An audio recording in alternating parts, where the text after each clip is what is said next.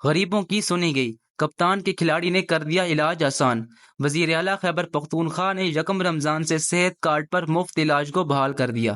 علی امین نے کہا کارڈ ہر حال میں جاری رکھا جائے گا۔ علی امین گنڈا پور کی ہدایت پر کمپنی کو 5 ارب روپے جاری کر دیے گئے۔ بقایا جات کی ادائیگی کے لیے ماہانہ 5 ارب روپے جاری کرنے کا اصولی فیصلہ کیا گیا۔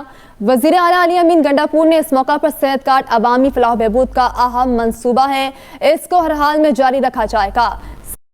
دوسری طرف صدارتی امیدوار کی تیاریاں عروج پر، معاملہ اور بھی زور پکڑ گیا۔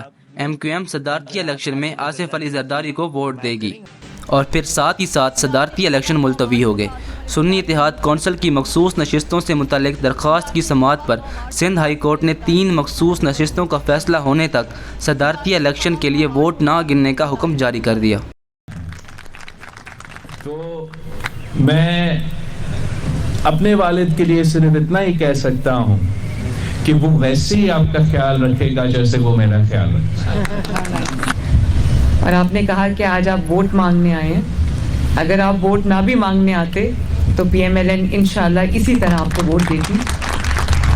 ساری جماعتیں سوائے ایک جماعت کے جس کا کام، جس کو بلاول نے رائٹلی کارٹونز کہا تھا،